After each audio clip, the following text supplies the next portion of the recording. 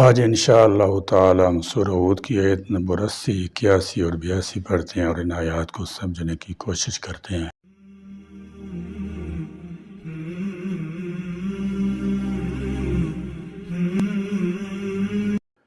اعوذ باللہ من الشیطان الرجیم، بسم اللہ الرحمن الرحیم۔ قال لو ان لی بکم قوة او آوی الى رکن شدید قالوا یا لوط انا رسل ربک لن يصلوا الیک فاسر بأہلک بقطع من اللیل ولا یلتفت منکم احد الا امرأتک إنه مصيبها ما أصابهم إن موعدهم الصبح أليس الصبح بقريب فلما جاء أمرنا جعلنا عاليها سافلها وأمطرنا عليها حجارة من سجيل منضود قال لوط نے کہا لو ان لی کاش کہ ہوتی میرے لیے بکم تمہارے مقابلے میں قوتاً کوئی قوت۔ قال لو ان لی بکم قوتاً، لوط علیہ السلام اس قوم میں ایک طرح سے اجنبی تھے۔ اللہ تعالیٰ نے انہیں اہل صدوم کی اصلاح کے لیے مقرر فرمایا تھا، اس وجہ سے انہوں نے اس تمنا کا اظہار کیا کہ کاش مجھ میں تمہارے مقابلے کی قوت ہوتی، یا میں کسی مضبوط سہارے کی پناہ لیتا، یعنی میرا خاندان یہاں ہوتا تو میں تم سے نمٹ لیتا۔ او آوی، یا میں پناہ پکڑتا الی رکن شدید، کسی مضبوط سہارے کی طرف۔ سیدنا لوط علیہ السلام اس علاقہ صدوم میں غریب الدیار تھے۔ سیدنا ابراہیم علیہ السلام کے بھتیجے تھے۔ پہلے عراق سے ہجرت کر کے فلسطین آئے، پھر جب انہیں نبوت عطا ہوئی تو سیدنا ابراہیم علیہ السلام نے انہیں بغرض تبلیغ صدوم بھیج دیا۔ یہاں ان کا کوئی کنبہ قبیلہ بھی نہ تھا، بیوی بھی کافر تھی۔ یاد رہے کہ اس زمانے میں مومن اور کافرہ کا نکاح درست تھا۔ ہماری امت کے ابتدائی دور میں بھی ایسا نکاح روا تھا، مگر بعد میں اسے ممنوع قرار دے دیا گیا۔ اب کسی مومن آدمی کا نکاح کسی کافرہ مشرکہ سے نہیں ہو سکتا، اور وہ اسی قوم کی فرد تھی اور ان لواطت کرنے والے مشتنڈوں سے ساز باز رکھتی تھی، اور جب کوئی مہمان گھر پر آتا تو انہیں خفیہ طور پر یا اشاروں سے مطلع کر دیا کرتی تھی۔ ان فرشتوں کی آمد کی بھی اسی نے ان لوگوں کو اطلاع دی تھی۔ یہ تھا سیدنا لوط علیہ السلام کی بے بسی کا عالم کہ گھر میں بیوی بھی ان کے مخالف تھی۔ اسی بے بسی کے عالم میں ان مشتنڈوں کے بارے میں آپ کی زبان سے یہ الفاظ نکل گئے، کاش میں تمہارا مقابلہ کر سکتا یا کسی مضبوط سہارے کی طرف پناہ لے سکتا، یعنی اگر میرا بھی یہاں مضبوط قبیلہ یا برادری ہوتی تو شاید میں ایسا بے بس مجبور نہ ہوتا۔ مفسرین کہتے ہیں کہ سیدنا لوط علیہ السلام کے بعد جتنے بھی انبیاء مبعوث ہوئے سب بڑے جتھے اور قبیلے والے تھے۔ قالوا یا لوط، فرشتوں نے کہا اے لوط، انا رسولو، بے شک ہم قاصد ہیں ربی کا تیرے رب کے۔ قالوا یا لوط انا رسول ربک، قوم کے بدماش جب باز نہ آئے بلکہ دیواریں پھلانگ کر یا دروازہ توڑ کر اندر آ گئے تو فرشتے نے پر مارا جس سے سب اندھے ہو کر بھاگ اٹھے۔ سورہ قمر میں اس کی طرف اشارہ ہے۔ فرمایا وَلَقَدْ رَاوَدُوهُ عَنْ ضَيْفِهِ فَطَمَسْنَا أَعْيُنَهُمْ فَذُوقُوا عَذَابِي وَنُذُرِ، اور بلا شبہ یقین انہوں نے اسے اس کے مہمانوں سے بہکانے کی کوشش کی تو ہم نے ان کی آنکھیں مٹا دیں، پس چکھو میرا عذاب اور میرا ڈرانا۔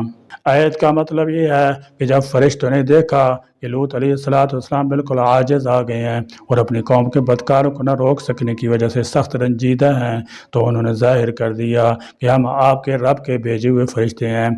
اس کا ایک مظاہرہ وہ تھا جو انہوں نے ان بدکاروں کی آنکھیں مٹا کر کیا۔ مزید تسلی یہ دی کہ یہ لوگ کبھی آپ کی گرد کو بھی نہیں پا سکتے۔ لن یصلوا، ہرگز نہیں وہ پہنچ سکیں گے الیک تجھ تک، فاسری لہذا تو لے چل، بیاہلک اپنے گھر والوں کو، بقطع ایک حصے میں، من اللیل رات کے، فاسری بیاہلک بقطع من اللیل یعنی رات کے کسی حصے میں اپنے گھر والوں کو لے کر یہاں سے نکل جاؤ، اور تم میں سے کوئی مڑ کر نہ دیکھے۔ صرف گھر والوں کو لے کر نکلنے کا حکم اس لیے دیا کہ کوئی اور شخص ان کے سوا مسلمان ہی نہیں ہوا تھا۔ وَلَا يَلْتَفِتْ اور نہ پیچھے مڑ کر دیکھے، مِنْكُمْ أَحَدٌ تم میں سے کوئی بھی، إِلَّا امْرَأَتَكَ سوائے تیری بیوی کے۔ إِلَّا امْرَأَتَكَ اس کی دو تفسیریں ہو سکتی ہیں، ایک تو یہ کہ فاسری بِأَهْلِكَ سے استثناء ہے، یعنی اپنی بیوی کے سوا دوسرے گھر والوں کو لے کر نکل جاؤ، دوسری یہ کہ تم میں سے کوئی مڑ کر نہ دیکھے، مگر تمہاری بیوی مڑ کر دیکھے گی اور اپنے کفر اور قوم کی ہمدردی کی وجہ سے ان پر عذاب دیکھ کر آہ بکا پکارے گی، تو اسے بھی وہی عذاب آ پہنچے گا جو ان کو پہنچا تھا۔ پہلا معنی زیادہ قریب ہے۔ قدرتی بات ہے کہ انسان کو اپنے دشمن کی جلد از جلد بربادی کی خواہش ہوتی ہے۔ فرشتے نے بتایا کہ ان پر عذاب صبح کے وقت آئے گا۔ حضرت لوط علیہ السلام کے مزید جلدی کے مطالبے پر انہوں نے کہا الیس الصبح بقریب، کیا صبح واقعی قریب نہیں ہے؟ صبح وقت شاید اس لیے مقرر کیا گیا ہو کہ وہ آرام کا وقت ہوتا ہے اور لوگ کچھ نہ کچھ جاگ رہے ہوتے ہیں۔ آرام کے وقت عذاب زیادہ تکلیف دہ ہوتا ہے اور ایسے وقت میں عذاب دیکھنے والوں کے لیے باعث عبرت بھی ہوتا ہے۔ الیس الصبح بقریب پر شاہ عبد القادر لکھتے ہیں ہمارے نبی صلی اللہ تعالی وسلم کو مکہ فتح ہوا صبح کے وقت، شاید وہی اشارہ ہو۔ انہو بے شک وہ عذاب مصیبہا پہنچنے والا ہے اسے، ما اصابہم جو انہیں پہنچے گا، ان موعدہم بے شک ان کے وعدے کا وقت، الصبح صبح ہے، الیس الصبح کیا نہیں ہے صبح، بقریب قریب۔ سیدنا لوط علیہ السلام کی زبان سے ایسے بے بسی کے الفاظ سن کر فرشتے چپ نہ رہ سکے اور کہنے لگے اے لوط علیہ السلام گھبراؤ نہیں، دروازہ کھول دو اور ان مسخروں کو اور ان مشتنڈوں کو آگے آنے دو، ہم ایسے نہیں ہیں کہ یہ بدماش ہمیں دبوچ لیں گے، ہم تیرے اللہ کے فرستادہ ہیں، ہم تیرے اللہ کے فرشتے ہیں، ہم پر یہ لوگ کبھی قابو نہ پا سکیں گے، ہمارے آنے کا مقصد اللہ تعالیٰ کے قانون جزائے اعمال کا بدلہ ان کی حق میں ٹل ہے، وہ اب ان کے سر سے ٹلنے والا نہیں۔ بلا شبہ آپ علیہ السلام اور آپ کا خاندان یعنی آپ علیہ السلام پر ایمان لانے والے عذاب سے محفوظ رہیں گے، مگر آپ علیہ السلام کی بیوی انہی بے حیاؤں کی رفاقت میں رہے گی، تمہارا ساتھ نہ دے گی۔ بعض مفسرین لکھتے ہیں کہ یہ کہنے کے بعد سیدنا جبرائیل علیہ السلام نے لوط کو ایک علیحدہ جگہ بٹھا دیا اور صرف اپنا بازو تھوڑا سا ان ملعونوں کی طرف بڑھایا تو سب کے سب اندھے ہو گئے، انہیں کچھ نظر ہی نہیں آتا تھا اور وہ ایک دوسرے سے کہنے لگے کہ بھاگو یہاں سے، یہ لوط کے مہمان تو بڑے جادوگر معلوم ہوتے ہیں، اور جب وہ بھاگنے لگے تو ایک دوسرے پر گیڑے پڑتے تھے۔ جب یہ لوگ سیدنا لوط علیہ السلام کے گھر سے دفع ہو گئے تو فرشتے نے لوط علیہ السلام کو اللہ تعالیٰ کے پروگرام سے مطلع کرتے ہوئے کہا راتوں رات اپنے گھر والوں کو لے کر یہاں سے نکل جاؤ، کیونکہ صبح کے وقت ان پر عذاب آنے والا ہے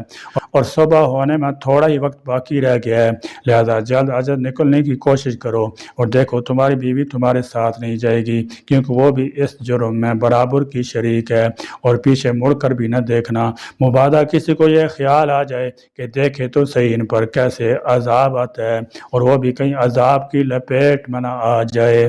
فلما جاء پھر جب آ گیا امرنا ہمارا حکم عذاب کا، جعلنا تو ہم نے کر دیا عالیہ اس کے اوپر والے حصے کو، سافلہ اس کے نیچے والا اور نیچے والے حصے کو اوپر والا، فلما جاء امرنا یعنی جب ہمارے عذاب کا حکم آیا تو ہم نے اس بستی کے اوپر کا حصہ اس کا نیچے کا حصہ کر دیا، یعنی پوری بستی الٹ دی۔ یہ عذاب ان کے فعل شنیع سے مناسبت رکھتا تھا کہ انہوں نے بھی فطرت کو بدل کر عورتوں کو چھوڑ کر مردوں کو اپنی شہوت لانے کا ذریعہ بنا لیا۔ وامطرنا اور ہم نے برسائے علیہا اس بستی پر حجارتن پتھر من سجیل کھنگر کی قسم سے، منضود تابت سجیل سنگو گل پتھر اور مٹی کے ملے ہوئے ڈھیلے یا سنگ گل مٹی کے پتھر یعنی پختہ اینٹوں کے روڑے یا کھنگر۔ مزید عذاب کے طور پر بستی الٹنے کے بعد اس پر اینٹوں اور پتھروں کی ایسی مسلسل بارش برسائی کہ ان کی تہیں لگ گئیں۔ یہ وہ عذاب الہی کا حکم تھا جس پر فرشتوں کو مامور کیا گیا تھا۔ جبرائیل علیہ السلام نے شہر صدوم اور آس پاس کی بستیوں کو جو ان بدکاروں کا مسکن تھے اس پورے خطہ زمین کو اکھاڑ کر اپنے پروں پر اٹھایا، پھر فضا میں بلندی پر لے جا کر اس خطہ کو الٹا کر زمین پر پٹخ دیا۔ پھر اس خطہ زمین پر اوپر سے لگاتار کھول کر پتھر برسائے گئے، اور پتھر بھی عام پتھر نہ تھے بلکہ مخصوص علامت والے پتھر تھے، اور یہ دور عذاب انہیں غضب الہی کی شدت کی بنا پر دیا گیا۔ بعض لوگ اس عذاب الہی کی عقلی توجیہ پیش کرتے ہیں کہ یہ آتش فشانی انفجار تھا، زمین سے شدید قوت کے ساتھ لاوا پھوٹا جس سے اس خطہ زمین کو اوپر اٹھا لیا جو بعد میں نیچے گر گیا، پھر اسی لاوا کا مائع مادہ فضا میں پہنچ کر منجمد ہو کر کھنگروں کی صورت میں اس خطہ زمین پر برسا تھا۔ یہ توجیہ ویسے تو دل کو لگتی ہے مگر ہم اس توجیہ کو قبول کرنے میں تعامل ہے۔ یہ محض ایک طبعی واقعہ نہیں تھا کیونکہ اللہ تعالیٰ نے اپنے فرشتے خاص اسی مقصد کے لیے بھیجے تھے جس کی صلاحیت ان آیات میں موجود ہے۔ البتہ دوسری قوم پر جو عذاب آتے رہے انہیں طبعی اسباب کے تحت قرار دیا جا سکتا ہے، اگرچہ وہ واقعات بھی اللہ کے حکم اور اس کی مشیت کے تحت ہی واقع ہوئے تھے۔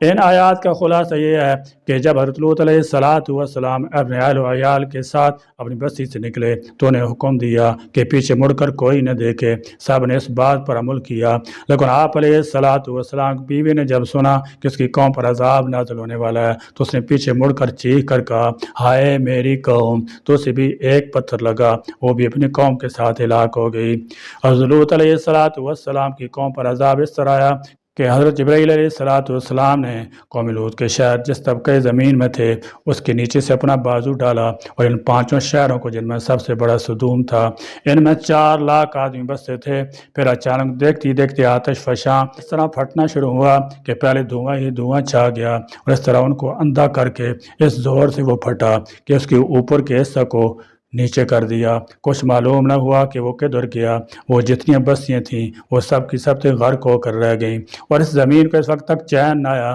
جب تک وہ سارا علاقہ بحر میت میں تبدیل نہ ہو گیا۔ آتش فشاں پھٹنے سے پتھروں کا برسنا، آگ کا لگنا، چیخوں کا بلند ہونا، سارے علاقے کو اڑا کر دور پھینک دینا، سب کے سب آ گئے جن میں سے کسی چیز کا ایک جگہ کسی چیز کا دوسری جگہ بیان کیا گیا ہے۔ اس طرح ایک ہی بات ایک ہی کام کو اس کے مختلف انداز مطابق بیان کیا گیا ہے، جس کا حاصل صرف یہ تھا کہ جس طرح سنت اللہ کے مطابق گزشتہ امتوں کی نافرمانی کے باعث ہلاکت ہوئی تھی اس کی یعنی قوم لوط کی ہلاکت بھی ہو گئی، اور نبی اعظم آخر صلی اللہ تعالی وسلم کی امت کے اس وقت کے لوگوں کو بتا دیا گیا کہ اے قوم قریش اور عرب کے بسنے والوں، تم سے یہ ظالموں کی بستیاں آخر کتنی دور ہیں؟ مطلب یہ ہے کہ بالکل قریب ہیں، وہاں سے گزرتے ہوئے تم کتنی بار ان کو ملاحظہ کر چکے ہو، اور آنے والے لوگ بھی ان کو ملاحظہ کرتے رہیں گے۔ اس لیے بہتر ہے کہ ان ظالموں کی بستیوں سے عبرت حاصل کرو اور ظلم اور شرک کرنا چھوڑ دو، ورنہ تمہارا حال بھی ایسا ہی ہوگا، یعنی تمہاری ہلاکت بھی کسی عذاب کے تحت ہی ہوگی جیسے کہ پیچھے سے ہوتا چلا آ رہا ہے۔ بعض مفسرین نے فرمایا کہ بستیاں الٹنے کے بعد انہی پر لگاتار پتھر برسائے گئے۔ اپنے گرد و پیش کو دیکھتے ہیں تو ہمارے اندر بھی اقوام سابقہ کی بہت سی عادات بد پائی جاتی ہیں۔ آج ہمارے یہاں پر بھی بد اعتقادی، جنسی بے روی عام ہے، اور ہم اپنی اصلاح نہیں کریں گے تو اللہ تبارک و تعالیٰ قیامت کے دن سے پہلے دنیا میں بھی ہم پر اپنی گرفت کو نازل کر سکتا ہے۔ ہمیں چاہیے کہ آخرت کے عذاب سے پہلے اللہ تبارک و تعالیٰ کی گرفت پر بھی نظر رکھیں، استغفار کریں اور توبہ کریں، اور ہر قیمت پر اپنی اصلاح کرنے کی جستجو کرتے رہیں۔ اللہ تبارک و تعالی ہمیں ہلاکت کے گڑھے میں گرنے سے بچائے اور صراط مستقیم پر چلائے، آمین۔ وآخر دعوانا الحمدللہ رب العالمین۔